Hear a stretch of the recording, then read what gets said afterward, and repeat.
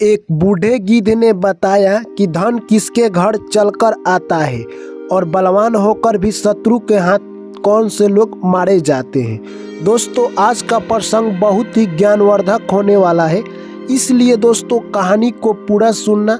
और जो भी मेरे प्यारे साथी और दोस्त चैनल पर पहली बार आए हैं तो चैनल को सब्सक्राइब कर लेना मेरे दोस्त, और ऑल नोटिफिकेशन को ऑन कर लेना। तो चलिए मेरे प्यारे दोस्तों और भाई एवं बहनों, कहानी को शुरू करते हैं। एक प्यारा सा गांव था।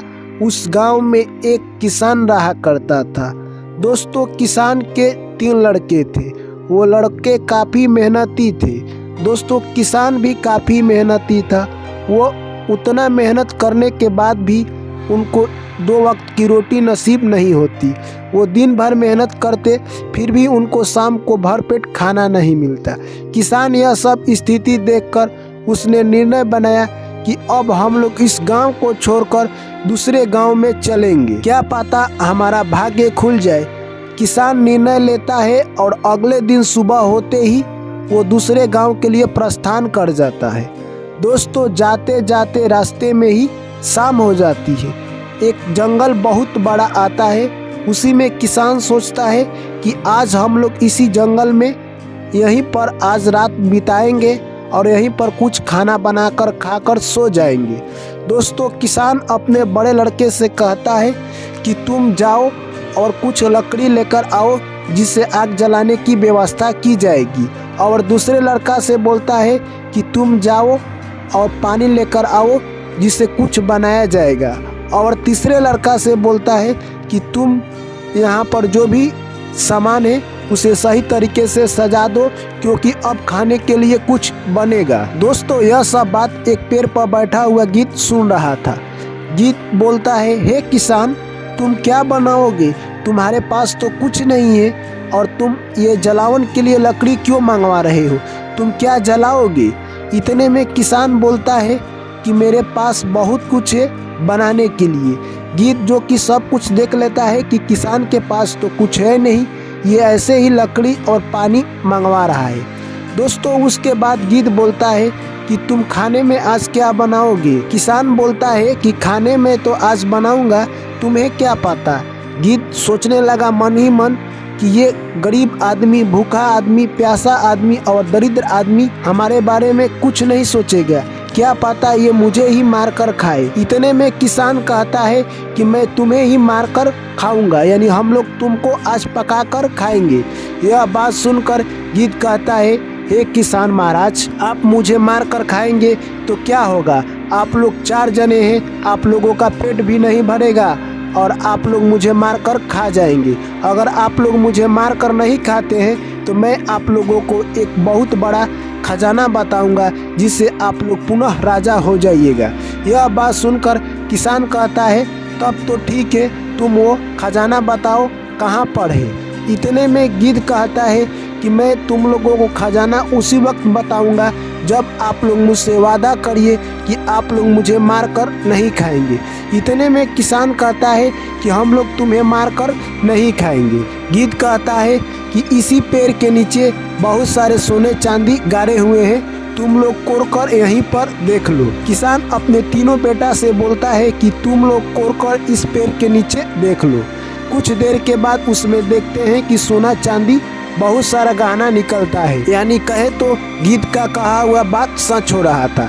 दोस्तों, वो किसान और उनके तीनों बेटे बहुत सारे गहने निकाल लेते हैं और वो लेकर घर चले जाते हैं। और दोस्तों, वो रातों रात कहे तो अमीर हो जाते हैं और फिर से अपना पुनः घर बनवा लेते हैं और बहुत सारा खाने वाले चीज और गाड़ी घोड़ा कीन लेते हैं।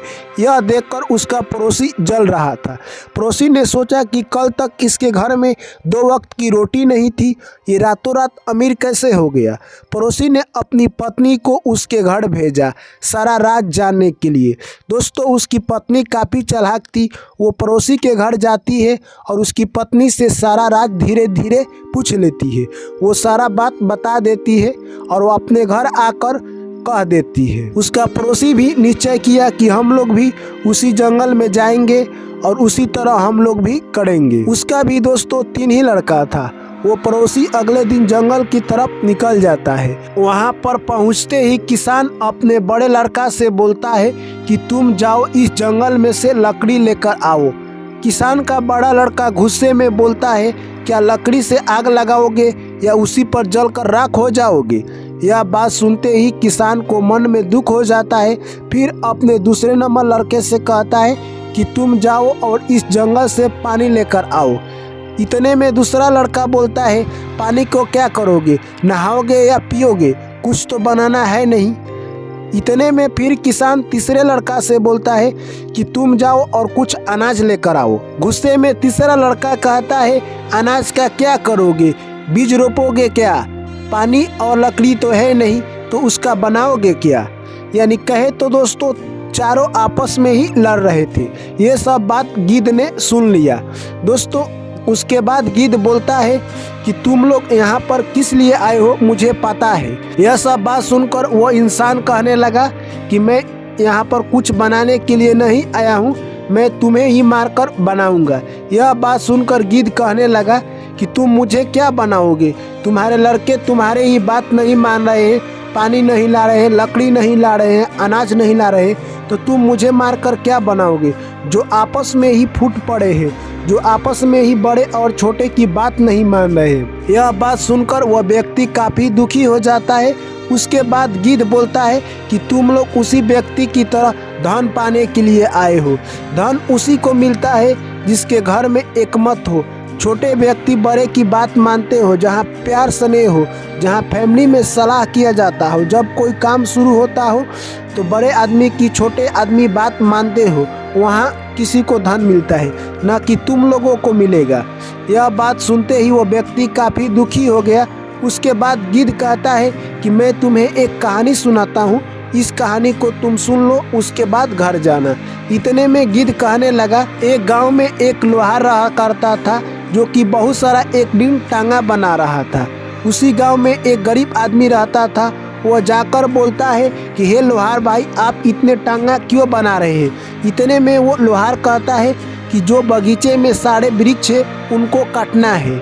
यह बात सुनकर वह गरीब आदमी दौड़ा दौड़ा उस बगीचे में जाता है और सारे पेड़ से बोलने लगता है कि अब तुम लोग सतर्क हो जाओ, क्योंकि लोहार टांगा बना रहा है, उसी से तुम लोगों को काटा जाएगा। यह बात सुनकर पेड़ सभी बोलते हैं कि अरे हमारे बारे में तुम क्यों सोचते हो, वो टांगा हमारा बाल भी बांका नहीं कर सकता है। यह बात सुनकर वो गरीब आदमी उदास होकर घर चला जाता है। कुछ दिनों के बाद आकर देखता है तो उस बगीचा में कुछ पेड़ कट चुके हैं। और फिर वो गरीब आदमी कहने लगा कि मैं तुम लोगों को उसी दिन बताया था कि तुम लोग सतर्क हो जाओ, तुम लोग काटे जाने वाले हो, फिर भी तुम लोग उस दिन भी मेरा बात नहीं माने और आज भी तुम लोग बहस कर रहे हो। उतने ही देर में एक पेड़ बोलता है कि हमारा बाल बांका नहीं कर सकता है वो टांगा। इतने में वो गरीब आदमी कहता है, तुम्हारे इसी अकड़ की वजह से तुम लोग काटे गए हो। यह बात सुनते ही उस पेड़ ने बहुत प्यारा जवाब दिया कि उस टांगा की क्या औकात जो कि हम लोगों को काट सके। उस टांगा का जो डंटा है जो कि हम ही लोगों से जाकर उसमें मिल गया है। यानी अपना ही जब दूसरे से जाकर मिल जाता है, यानी कहने का साफ मतलब है जब अपना ही व्यक्ति दूसरे यानी कहे तो दुश्मन से जाकर मिल जाता है तो आदमी को हारना ही पड़ता है, चाहे वो कितना क्यों ना बड़ा विजेता हो। ठीक उसी प्रकार तुम्हारे साथ हो रहा है। यानी तुम्हारे पुत्र तुम्हारे ही बात नहीं मान रहे तो तुम्हारे पास धन आने की कोई संभावना नहीं है। माता लक्ष्मी वही जाती है जहाँ घर में प्रेम, विश्वास और बड़े का कहना छोटे मानते हो। और तुम्हारे पास तो ये सब कुछ नहीं है। तुम्हारे पास तो जो तुम्हारे लड़के हैं वो तुम्हारे ही बात नहीं मान रहे, तो तुम्हारे पास धन कैसे आएगा। यह सब बात सुनकर वह व्यक्ति काफ़ी दुखी हुआ। दोस्तों तो इस कहानी से हमें क्या सीख मिलती है? दोस्तों इस कहानी से हमें यही सीख मिलती है कि हमारे घर धन तभी आएगा जब हमारे बीच प्रेम, स्नेह और प्यार रहेगा। यानी बड़े का कहना छोटे को मानना होगा। और दोस्तों यानी जब कोई व्यक्ति हमसे ही रूठ कर यानी हमारे दुश्मन से मिल जाता है तो हम उसके आगे कमज़ोर हो जाते हैं। जिस तरह दोस्तों टांगा में उसी गाछ का लकड़ी जाकर मिल गया, ठीक उसी प्रकार अगर हमारा ही व्यक्ति कोई दुश्मन से जाकर मिल जाता है तो हम उसी तरह कमज़ोर हो जाते हैं। दोस्तों इस कहानी से आपको क्या सीख मिली? कमेंट करके हमें ज़रूर बताएं। दोस्तों आपकी कमेंट का हमें बेसब्री से इंतज़ार रहता है, आप लोग कमेंट जरूर कीजिएगा। वीडियो अच्छा लगा है तो वीडियो को लाइक कीजिए, दोस्तों के साथ शेयर कीजिए। जो भी साथी पहली बार आए हैं चैनल को सब्सक्राइब कीजिए और नोटिफिकेशन को ऑन कीजिए। चलिए दोस्तों आपसे मिलते हैं फिर नेक्स्ट कहानी में। ऐसे ही अपना प्यार और सपोर्ट बनाए रखें। थैंक यू, टेक केयर, जय श्री कृष्ण, राधे राधे।